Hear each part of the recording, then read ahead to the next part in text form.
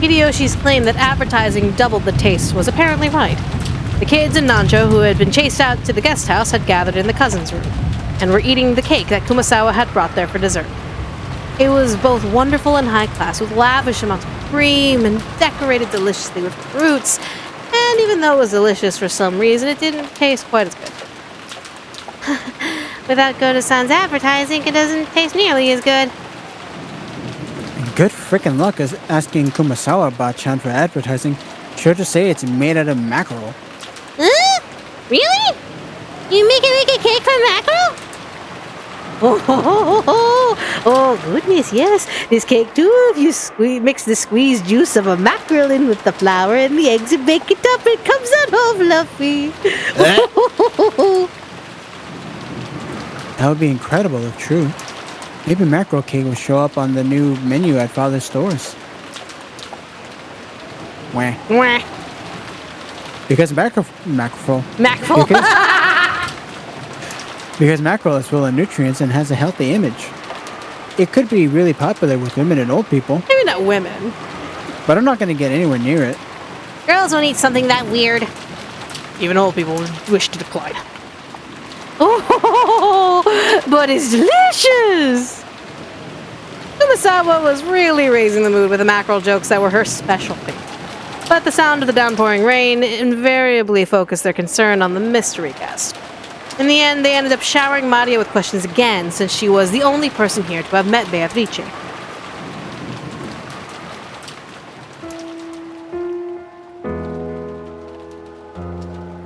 I never believed that story was true. From the way you say that, it sounds like this wasn't the first time you heard that Maria was meeting a witch, even if you didn't believe it. Yeah, I thought it was a pretty typical fairy tale for people out of that imaginative age. Exists! Beatrice exists! Every year when we come to the family conference, I see her and we play together! That's right! Although Beatrice-sama doesn't usually show herself, I hear she sometimes unexpectedly appears before honest people with clean hearts to play pranks.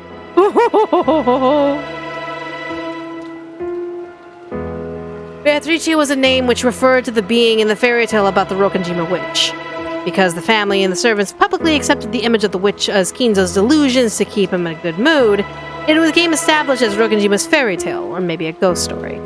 To the family members who knew that history, the fairy tale of the Golden Witch didn't have much substance. However, they hadn't been able to say that in front of Kinzo. So to those who didn't know the history, like young Maria, for example, it definitely wasn't unsubstantial, but a real legend of a witch. So Maria believed in the legend of the witch. She swallowed it whole. And it was natural for the imaginative girl who believed in witches. So no one said anything to betray her dream. On the contrary, they arranged things together to get her excited about her dreams. Pausing for a moment. Is the old lady all there? With Kumasawa? I mean, give her a mackerel and find out. Watch, and it turns out she's actually made of mackerels. So even on those times when Maria-chan showed off candy and said that Beatrice had given it to her, I thought that somebody had probably slipped the candy into Maria-chan's handbag or something to create that impression. I've also put on such performances on a few occasions in the past. Secretly placing sweets somewhere for her. Probably Kumasawa-san too. No, I expect all of the servants and all of the Ushinomiya family have done it once or twice. The mackerel witch! So, if it will make a small, innocent kid happy, you sometimes plan it together and place some sweets somewhere. In that case, I bet you do that kind of thing all the time, right, George Aniki? Who knows? Admitting that would probably be unrefined. George admitted it while being extremely wary that Maria didn't find out. In other words, it's kind of like Santa Claus. To protect the kid's dreams, the parents plot together and lie, setting presents at the bedside of a child fast asleep. Hey. Only to help. Only to help, Santa. Because, I'm sorry, you're telling me that a diabetic would willingly eat a cookie just to prove that Santa exists to their child? No. That fat fuck comes in somehow and actually lays down those presents and actually eats those cookies. Thank you. Have a good day. I mean, you do want to protect kids' dreams. As for me, I obviously found out that Santa didn't exist a long time ago. But if it was okay not to wake up from that dream, I'd like to have believed it my whole life. Because they know that the world is tough. Adults want to at least protect a child's unattained dreams. Beatrice exists! Exists! Oh goodness, certainly! Beatrice-sama does exist, you know. Some time ago when I was drying mackerel to make some black tea, all of a sudden...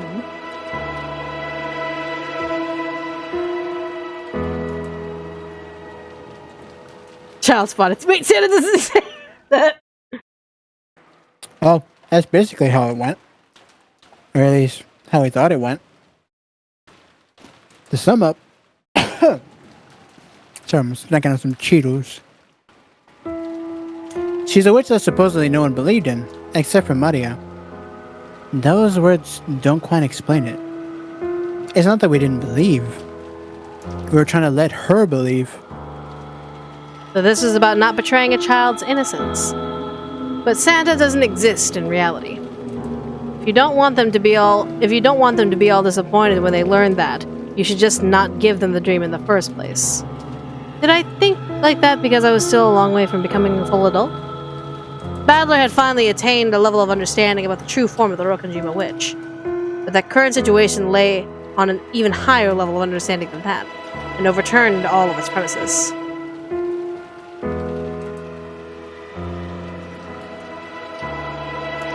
That's all we believed the witch Beatrice-sama to believe, but then she actually appeared. Right. Furthermore, judging from my parents' uproar, it looks like she wasn't an invited guest. That sounds kinda interesting. There actually is no basis to say that a woman called Beatrice doesn't exist.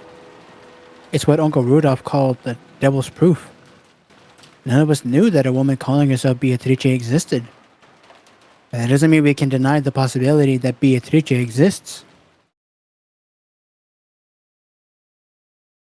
Dr. Nanjo, you've been friends with Grandfather for a long time, right? There was a period when I questioned quite a lot on this topic at family conferences by Kraus-san and the others.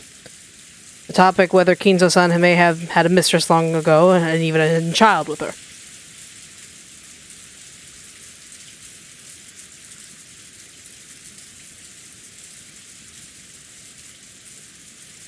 I see. Our parents' heads are full with the distribution of the inheritance. So it's blindingly obvious that if the daughter of the mistress showed up, it'd be trouble for them. Beatrice got run over by a reindeer. Kraus-san and the rest probably asked Genji-san about it first. However, Genji-san was sworn loyalty to Kinzo-san as his right-hand man, and is probably a more trusted friend to Kinzo than myself. I imagine Genji-san didn't tell them anything, so they turned to me as his next oldest friend, I suppose. And? When all is said and done, Dr. Nanjo, did grandfather have a mistress called Beatrice? He did. No, I have never met her.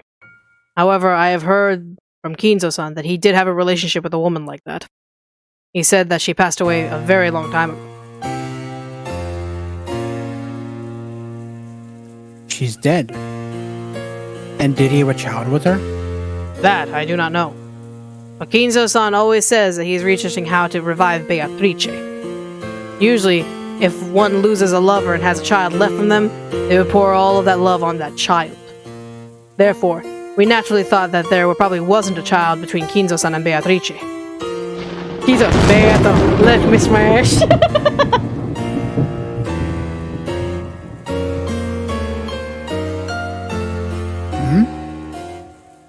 That makes the devil's proof as well. It does. It's impossible to prove that he didn't have a child with his mistress.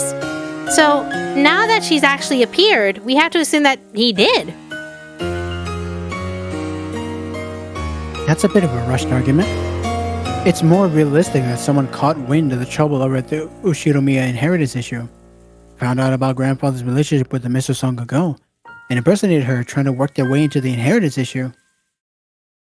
It is more realistic. However, we can't deny the possibility that she really is a hidden child, who lived in isolation, forgotten by grandfather, and who's returned for revenge, right? Revenge? Where the hell did that come from? Sorry. I'm a guy. We just like to embellish things to make them more interesting. I've seen too many weird dramas. Hee. Normally that would have been a light joke. But it had come when a mystery guest calling herself Beatrice, who no one had invited, had marched in on the day of the family conference, the day of the inheritance distribution discussion, which, even without the witch, was threatening to become a bloodbath. There was no way that Battler's joke would be welcomed with laughter. So it really was a big help when Nanjo laughed energetically to calm everyone down. I see. That does sound quite interesting. I should love to read a novel with a plot like that. Well, I don't think that could happen in reality. After all, right now on this island, there's 18 people, right? If she did something weird, we could immediately restrain her. And thanks to the typhoon, she can't even leave the island. Basically, there's just no way she could even begin to pull off a crazy crime like that. I agree. In a dead end without any way to escape, and in a situation where everyone is suspicious of her, I really don't think she could pull off a terrifying revenge tragedy like that. I imagine not. If revenge is her game, it would have been more realistic for her to come in secret without showing herself. You don't often hear about people appearing openly for revenge except in historical plays. I'ma become the warlock of being upset a fictional child is dead. I wouldn't be so sure about that. Revenge is based off an emotion, not freaking logic. And if she wants revenge so badly she's ready to give her life for it, she might not be much afraid of the police or the number of people, or that there's no way out. It's alright, Jessica-chan. Nothing as horrible as we imagine will happen. Oh, you poor fucking fool. Ehehe. Like the battle royale between our parents over the inheritance isn't horrible. You're right. Dad and Uncle Rudolph are pretty tough, and Auntie Ava is even trained in the martial arts. They'll be okay. Yeah. Jessica didn't say it, but she had vaguely noticed that her own father opposed all of the other siblings regarding the inheritance.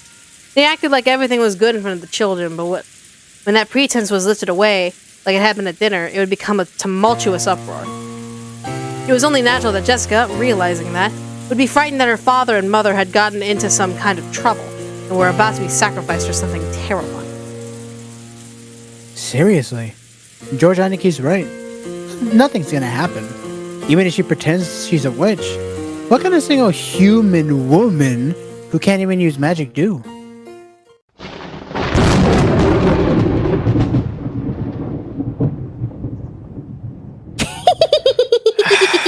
Hold on.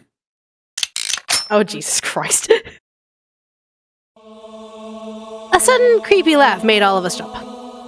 And we realized that the strange laugh was coming from Maria, we were shocked again. So that's how it is. I want to punch that fucking face. That's your perception, isn't it, Battler?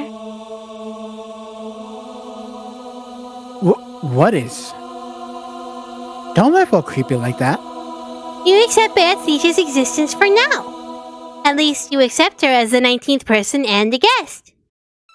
That's all, right? You don't accept that the 19th person Beatrice is a witch, right? You surprised us all for that? Of course I don't.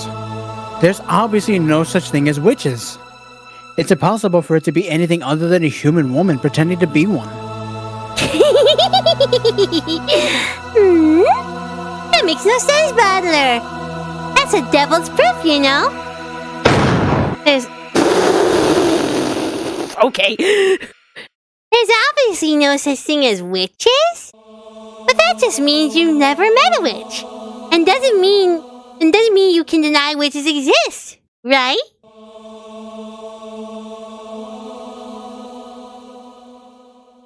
That's right. And that really is right. I can't prove that witches don't exist. However, even if I can't prove it, I can claim it. I claim that witches don't exist.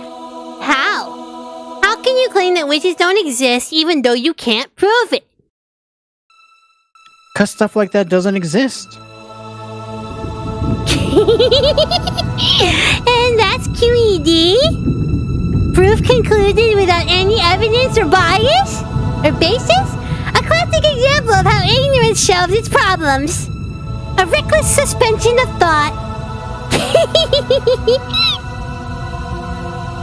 In that case, I have one answer, Maria. The witch side has to show some proof themselves. This is also part of the devil's proof. If you bring one, it'll be over quickly.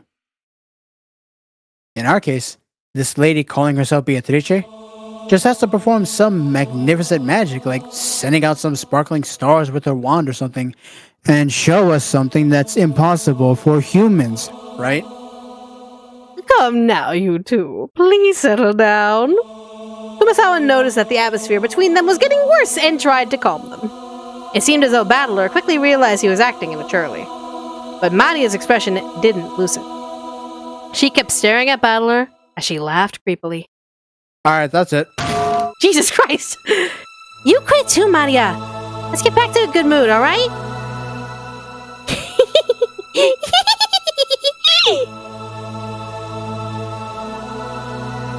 If that's what you want, Beatrice will show you, I'm sure. Something impossible for humans. And then you too will believe, right? About Beatrice? Sure. If she lets me have a look-see, I'll believe. It's a chess argument between the witch and you, Battler. If you get checkmated, you will believe in the witch. Oh, that's a stylish analogy. The witch shows her magic, my king is put into check. I quibble with saying that it would be possible to reproduce by measures even a human could take and create an escape for my king. If I can't do that, it's checkmate. That's a pretty good analogy. Battler, in chess, you and your opponent have pieces which move in the same way, which is why you can read your opponent's moves. But you know what? You haven't supposed that your opponent's pieces may be able to move in more strange ways than yours. You've simply assumed that, since witches shouldn't exist, the movements of Beatrice's peaches...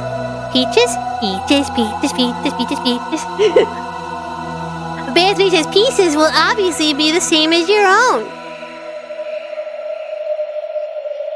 But the thing is... Sorry, Battler, but your chess partner isn't human. She's a witch. She can move her pieces in ways that humans can't. Right now, your perception of that is wrong.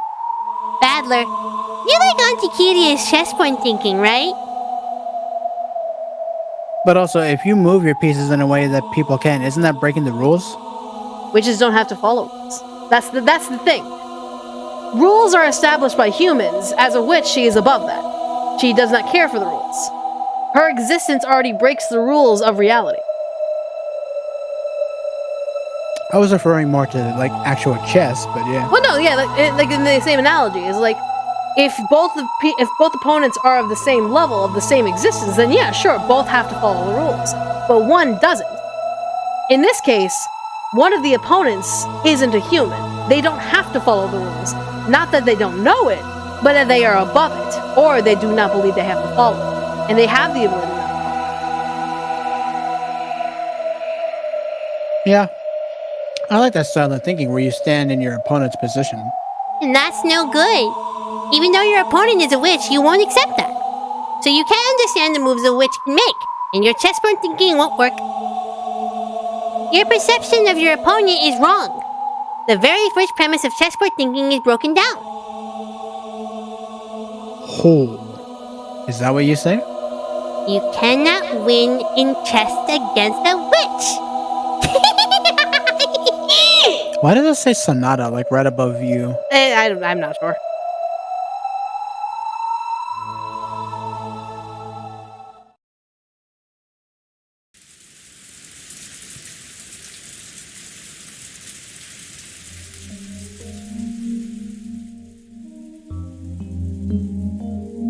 I do not know what happened after that.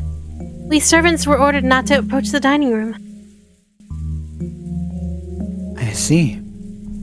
So, Shannon, have you, ever met this person called Beatrice before? I have no idea. It was a slightly odd way to say it. Oh, go ahead. This is George. That was a slightly odd way to say it.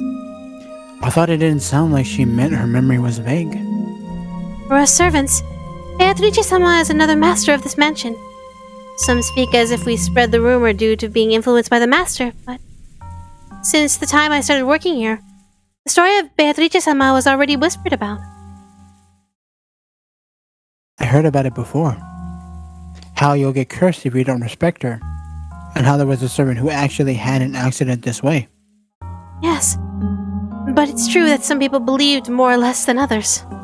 I, believe that respect for that sort of thing shouldn't be forgotten, so I never doubted that she exists. I dimly believe that, uncertain being called the Golden Witch surely existed. And then that witch, whose existence was uncertain, actually showed herself and came in openly through the entrance hall. Is that what happened? I don't know. I don't know anything. When you brought her dinner, did you talk about anything? No. Nothing. Wait, did she forget? He's lying. Oh. I see. Still, a witch that eats food somehow doesn't sound so realistic. Maybe it's just someone who knows about the witch legend on this island taking on Beatrice's name after all. I think you probably come to respect Beatrice and think of her as something like a guardian goddess of the mansion. So when a person appeared actually calling themselves that, maybe you're a little disturbed. Yes. I definitely think that could be it. George was slightly at a loss about what to do about Shannon's downcast appearance. Possibly, not just Genji, but also the youngest servants, including Shannon, had been strictly questioned about whether they had a clue as to who this person called Beatrice was, thinking that he had tried to cheer her up somehow. Like Mari and Jessica, Shannon too must be unable to completely hide her agitation over the sudden visit of a person calling herself the Golden Witch. He thought that might be the case. But George had no way of knowing what was in Shannon's heart. Shannon was bitter and sad. The door to the Golden Land would be opened. The witch had definitely told her that. That meant the demise of everything. Even if she accepted the ring from George, now they could never be married. No, in the first place. Did furniture like her have a right to be married? Even if the witch hadn't come to tell her of their demise, wasn't it fated to fail sometime or another? Hadn't she turned her gaze toward the fun days with George and purposefully closed her eyes to the sad reality?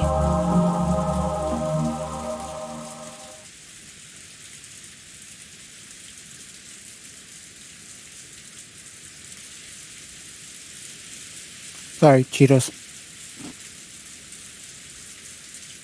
What's wrong? You've really been seeming down for a while now. George-san, what does it mean to be engaged? Huh? It means making a promise to marry. But the way I think of it, it means the same thing as marriage. Honestly, I want to take you as my wife right now and take you back home. But right now, I'm in the middle of training, and I'm still a long way from getting the ability needed to create my own castle. That's why I want to become an independent man first, and only then, proudly take you back home with me. I'm not talking about the distant future. I just want you to wait a short 3 years. But even so, I don't want to lie about my feelings for the next 3 years. So, I decided to give you an engagement ring. That might be a shameful reason as a man.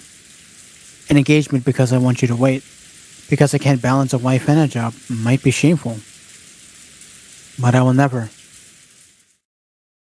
Thank you very much.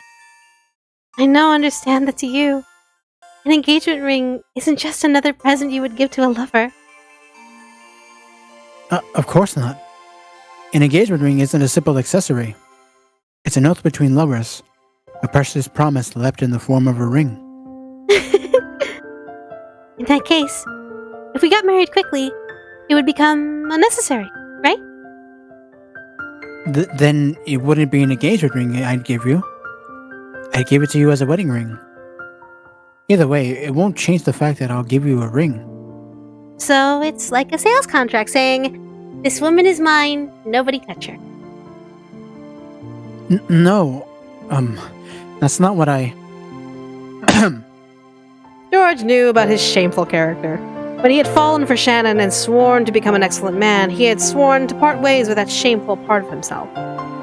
So he chose to answer a little roughly on purpose, believing that Shannon would find it reassuring.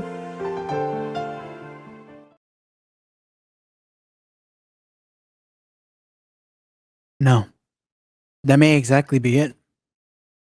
Sayo, I'll make you my wife. I won't give you to anyone else. I'll make you all mine. So no one better lay a hand on you. That's what this ring is. Without a doubt. Thank you very much, George-san. I'm truly happy. Then, George-san, if it was decided by fate that this engagement ring, that this promise would not be fulfilled, would you still give it to me? Shannon was about to ask that, but she swallowed her words. Because George had already spoken the answer. George had said it. He had said that to him, an engagement ring was infinitely similar to a wedding ring. Therefore, accepting George's ring had far more sacred significance than a promise to marry.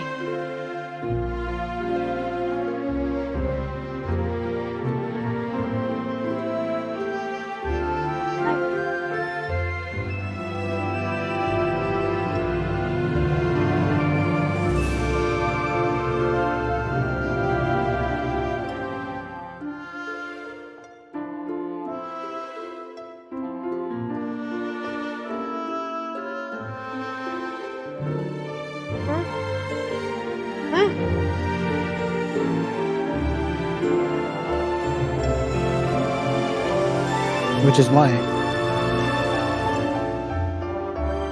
I will stop calling this an engagement ring. From now on, this isn't an engagement. It's a wedding ring. Sorry, brain my. Is that alright? Is it alright to just proclaim that we're married without God's blessing? Yeah. It's enough to tell God, Father, and Mother about it afterwards.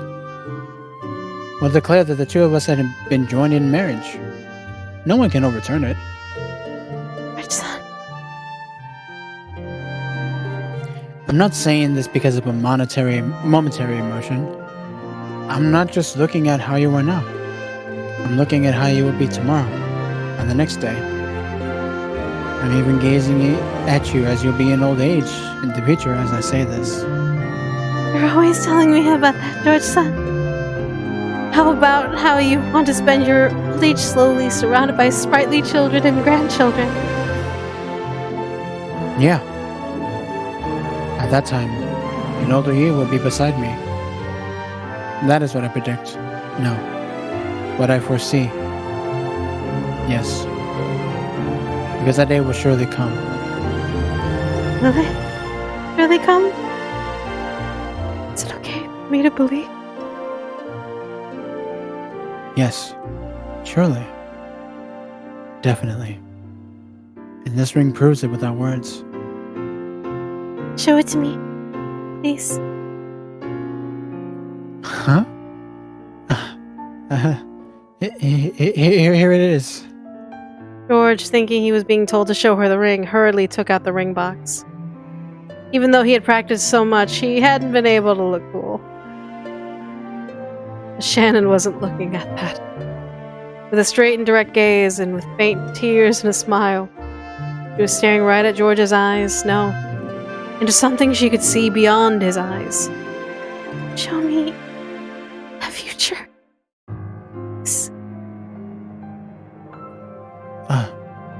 Yeah.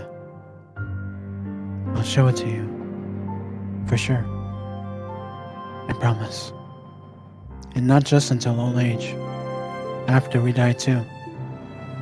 Even if we become spirits, we'll always be together.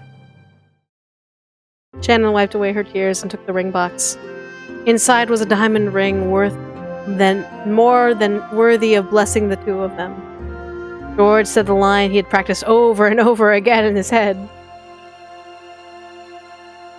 I want you to put that ring on whatever finger you like, and have that be your answer. So by tomorrow morning... Shannon smiled, took the ring, and with a completely natural movement, put it on the ring finger of her left hand. It really had looked like a very, very natural movement, and for a while, George was stunned. This is my answer, George-san. I would have liked if, like, just for that little detail that they actually showed the ring on her. On her icon, right? yeah, straight up. Shannon. No. Sayo. Even if we become spirits, we'll always be together. George-san. There was no blessing from God, no pastor to witness, nothing. But the two to be married had proclaimed it. Two souls were joined here today.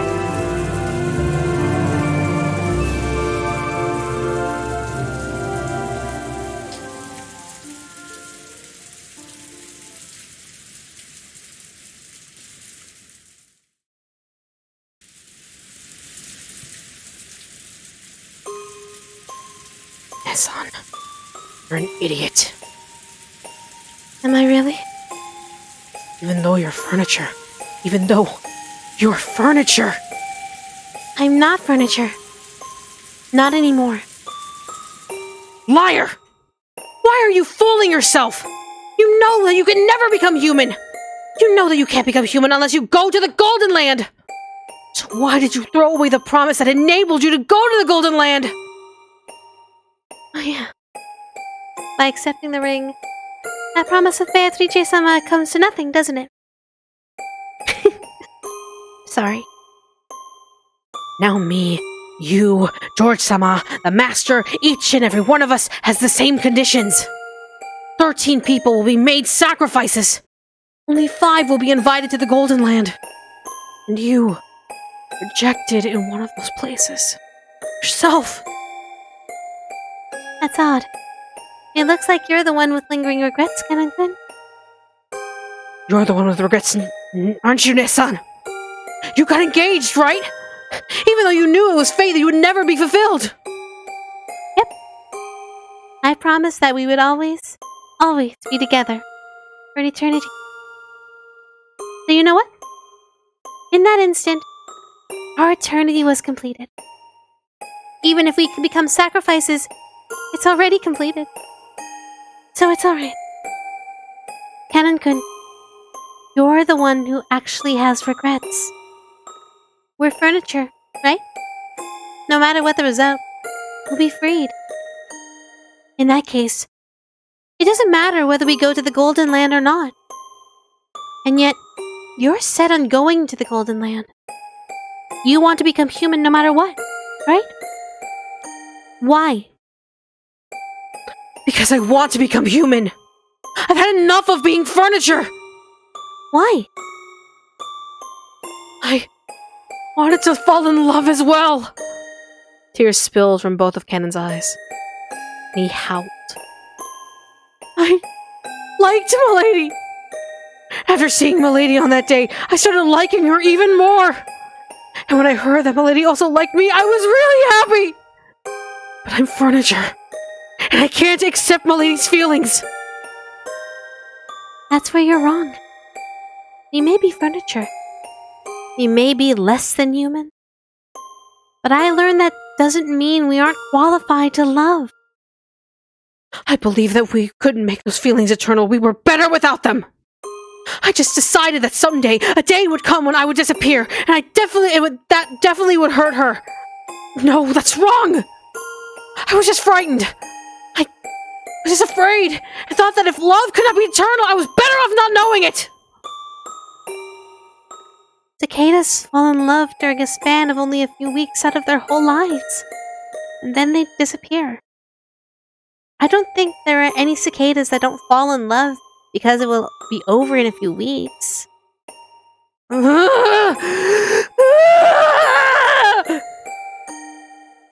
Seemed that Cannon was still speaking of his regrets, but by now it was all jumbled up in his crying voice.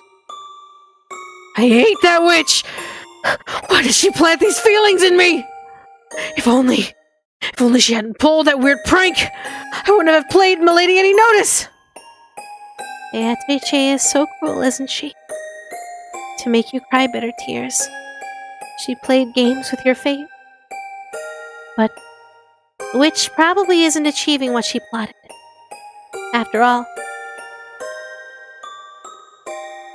knowing love isn't a lingering attachment that ties you to life.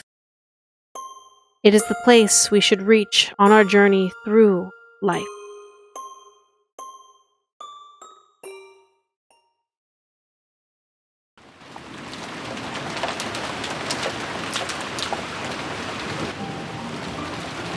So there you have it, Cannon.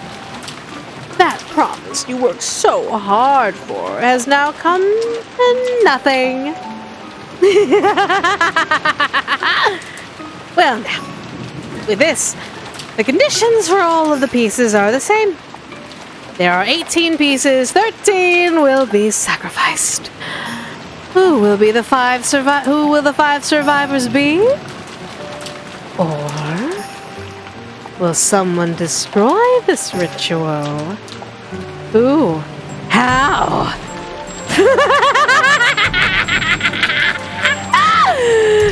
Isn't like the only way to stop it is if you find her gold? This isn't a chess problem. It's a game on equal footing. I won't be closing in one-sidedly. You can frantically run for my advances and make it a tie result of no contest. Well, the best you can do is to have that repeat over and over. And it probably won't be that difficult for you. However, these no contest results will continue forever, soon wearing down your mind and eventually killing it. At that time, you will accept your defeat and surrender to me. The reason I said it was a fair game, that is because the rules for my loss have also been established. There's nothing as so boring as a game you can't lose, you see. The way to defeat me, that is the epitaph offered to my portrait. That is both the way to open the door to the Golden Land and the key to destroying my ritual. I completed the ritual according to the epitaph. You solve the epitaph's riddle, destroy the ritual, and overthrow me! Solve the riddle hidden in the epitaph and expose the location of the vast gold I gave to Kinzo. What result will this game show us? I'm expecting a good fight from you. Entertain me, Ushiramiya Battler!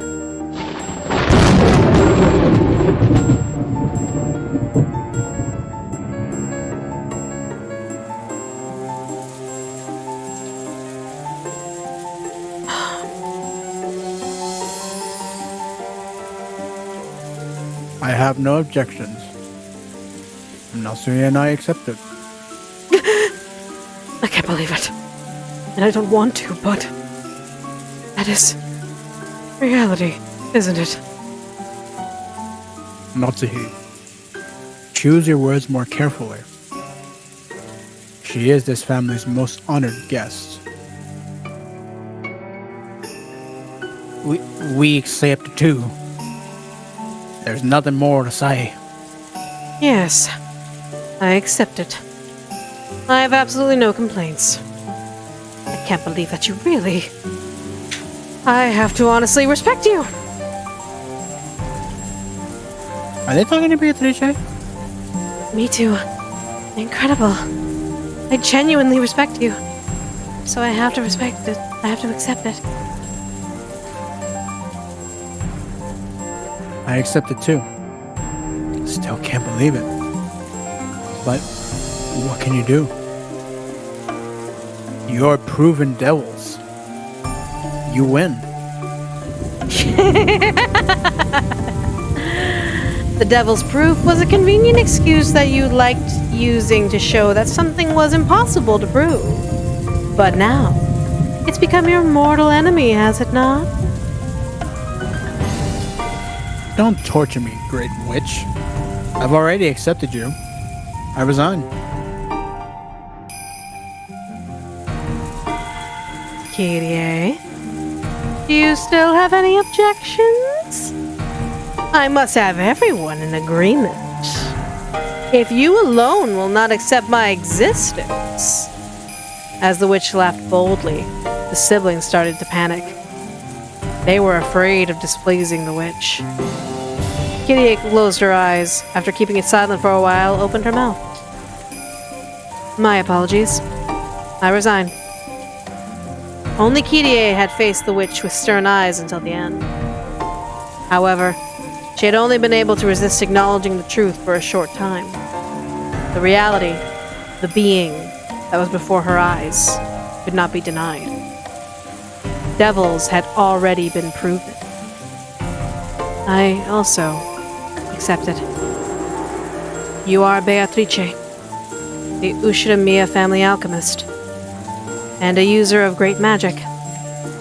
I must accept the fact that you are a witch.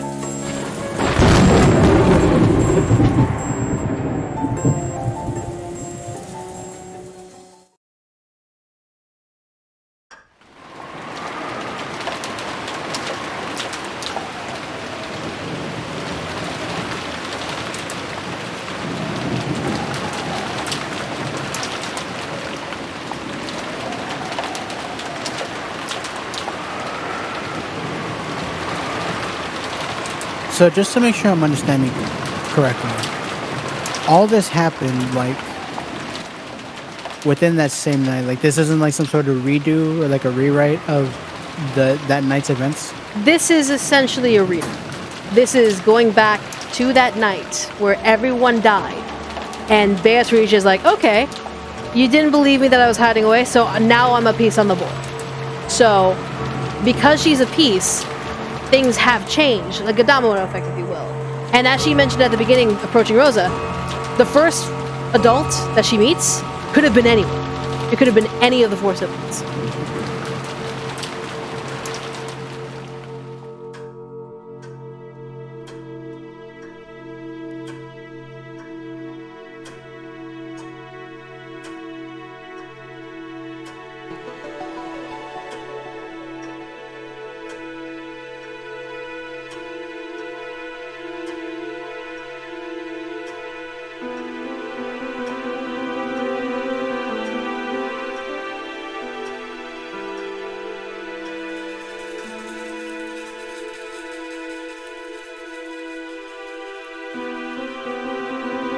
Making sure we take note of where exactly everyone is.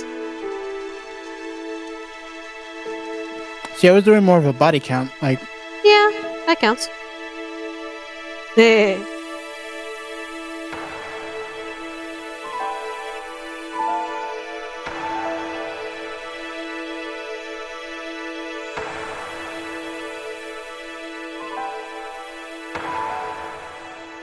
see, this is what's also throwing me off. We see that one portrait from before, and now there's this one.